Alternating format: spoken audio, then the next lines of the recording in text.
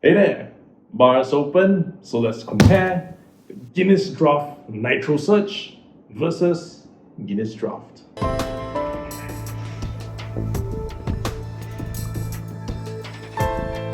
Hey, thanks for clicking on the video. SG Alcohol Guy here, giving you honest reviews on the alcohols that I am tasting. And today we'll be comparing the Guinness Draught Nitrosurge versus the Guinness Draught. And when I say compare, I want to state that I know the Guinness Draught Nitrosurge is better than the Guinness Draught. I do, however, want to find out by how much. This Guinness Draught Nitrosurge is retailing at around 7 Singapore dollars per can, whereas the Guinness Draught is retailing at around 550 Singapore dollars per can. The Nitrosurge can, as you can see, is 558 milliliters, whereas the normal Guinness Draught can is at 440 milliliters. Both have 4.2% alcohol content, but if I were to convert the price for this into a 440 ml can, they both work out to 550 Singapore dollars per can. I will pour the Guinness Draught Nitrosurge first because there is a 1 minute wait to complete it. So I'll use that 1 minute to pour out this Guinness Draught.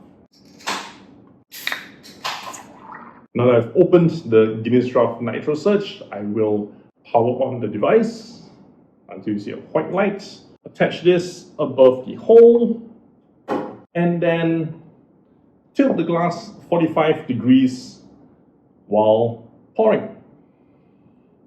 With this can at horizontal, you can see it surging away, and then you can slowly straighten it until your can is at 45 degrees. Your nozzle doesn't touch the glass, and when it's almost full, you stop and wait 60 seconds. While waiting, pour the Guinness Draught.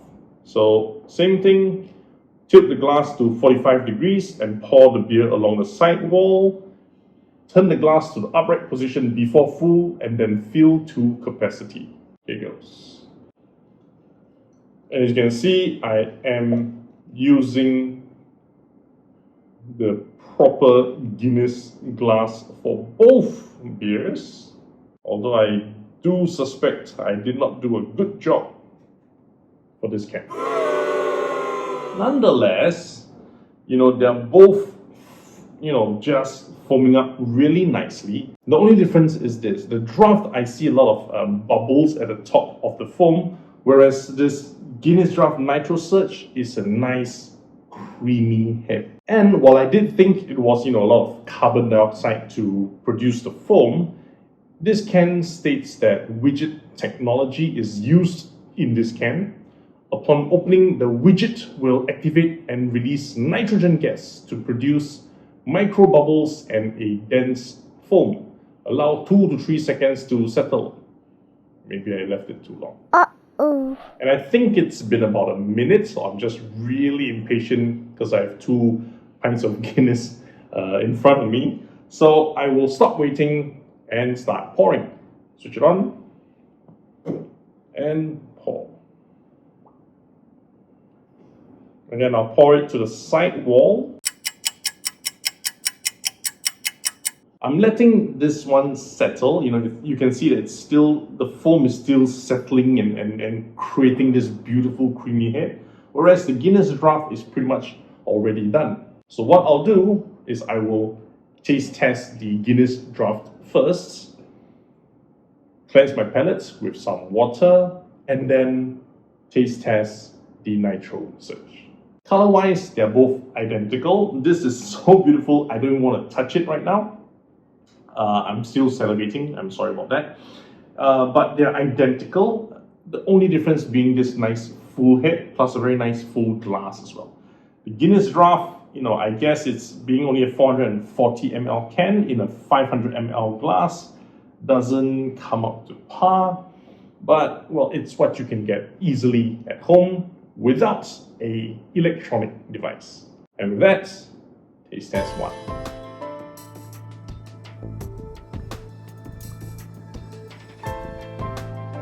And the Guinness Draught has a very light taste. It's smooth, it's definitely smooth, but it tastes like a very light Guinness. That coffee flavor, that roasted malt flavor, it's definitely present, but there's no indication of any hit. It's just a Guinness that you drink because you really miss a Guinness and you want the flavor, but the texture isn't there. Palate cleansing. And now, taste test of the Guinness Draught Nitrosurge.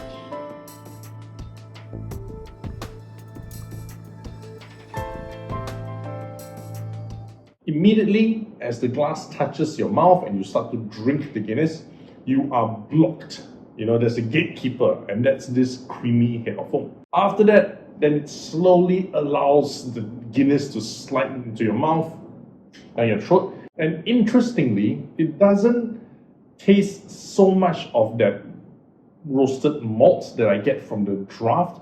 It comes across as a lot stronger and heavier. It's just a nice bitter stout. Oh. In fact, the aftertaste is so good, it's still here. It has been about 30-40 seconds. I can still taste the bitterness. You know, it's just lingering on my throat, slowly going down. So this genuinely is what you can get at a pub. And unfortunately, that makes this Guinness Draught a little bit too watered down. So I did start this review by saying how much better the Guinness Draught Nitrosurge will be compared to the Guinness Draught. And if I'm going to put both on the same scale of 1:10, drinking the Guinness Draught, I would give a score of 3 out of 10. Drinking the Guinness Draught Nitrosurge, I will give this a strong 8 out of 10. Which to me is better than at some pubs. So in my opinion, a clear winner is the Guinness Draught Nitrosurge, and it's easily 2.5 times better. Hey there, thanks for watching up to this point. I just want to state that all these reviews are my personal preferences and opinions. They're not to be used as an industry standard. Although, look at it, come on. I do, however, want to find out what you think about the Guinness Draught Nitrosurge versus the Guinness Draught. So please drop me some comments. I'm excited to find out from you. And if you're still here, do help me click on the like button, the subscribe button, and the notification bell because I upload 2 new videos every week. Also, if you know of somebody who would like to enjoy watching such reviews, do help me share the video to them as well.